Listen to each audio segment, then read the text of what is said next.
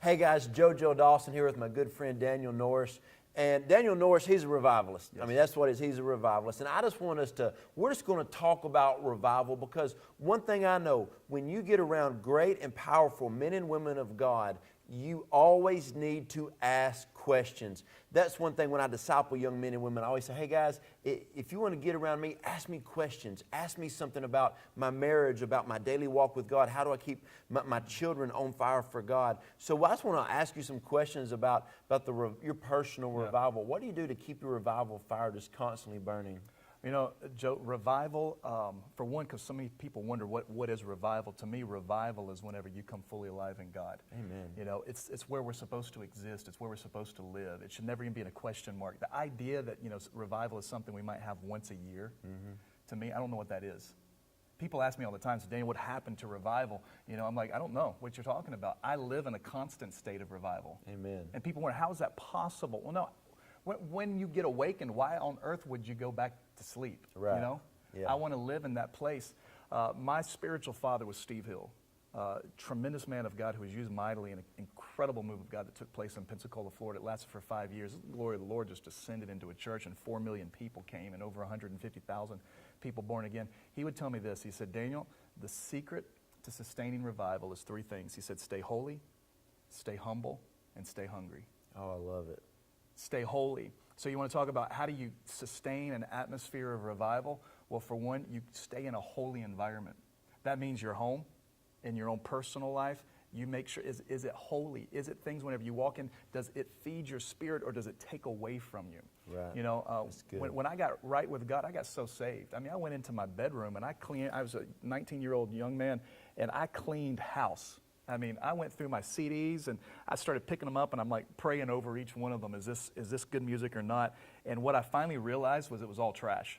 And I quit trying to, you know, figure out what could I keep in my life. I just threw everything away. Amen. I just cleaned up my life. I created a holy environment to where when I came in, it was not like I had to hide something. You know, that was the atmosphere that I was running, was stay in a holy environment, and also in your own personal life to live a holy life. That's not a word people like to talk about today. Right. But holiness still matters. Holiness Amen. is the atmosphere of heaven. When I get to heaven, I don't want it to feel unfamiliar. And I certainly don't want to feel, you know, like I don't belong there. I want to live a holy life. And so that's to live a life that's holy, acceptable, and pleasing unto the Lord. I always keep in mind that He's always with me. I don't want to offend Him. You know, that's the holiness, to stay humble. Humility is living in that place of brokenness. James 4:9 says, draw near to God, and God will draw near to you.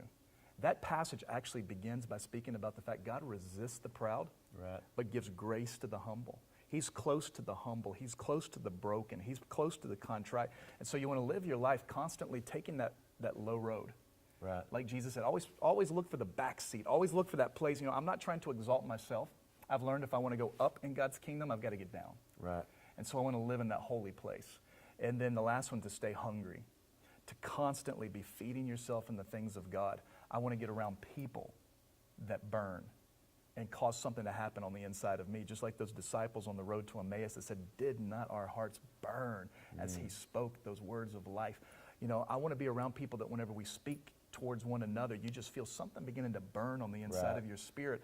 I draw the circle of my life so close. The people that are closest to me are people like you who burn. So when we get together, our hearts and our minds, our thoughts, our DNA, it's the same, and we literally feed off of one another. And then always looking for that atmosphere where you're in His presence. If I hear that God's moving somewhere, I want to be in the middle of it. Me too. You know? The people who say, well, I heard about there's a revival taking place somewhere. Well, that's too far. I don't want to go. I don't understand that.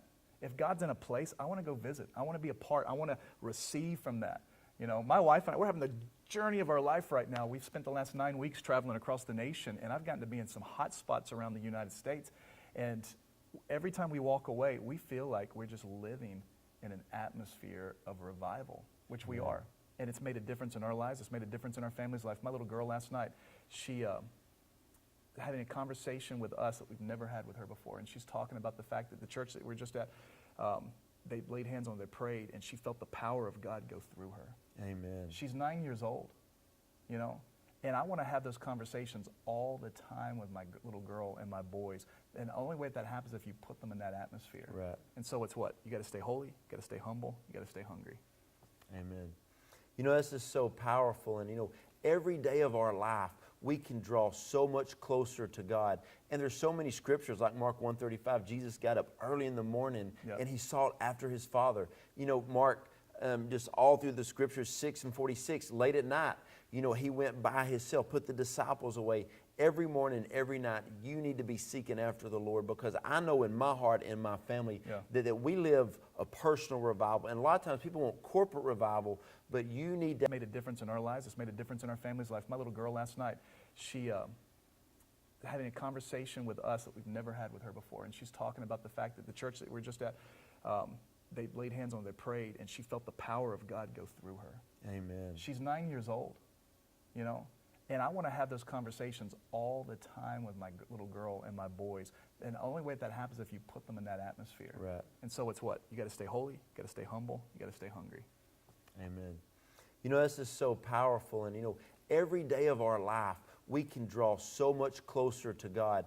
And there's so many scriptures like Mark 1:35. Jesus got up early in the morning and he sought after his Father. You know, Mark, just all through the scriptures, 6:46, late at night, you know, he went by himself, put the disciples away.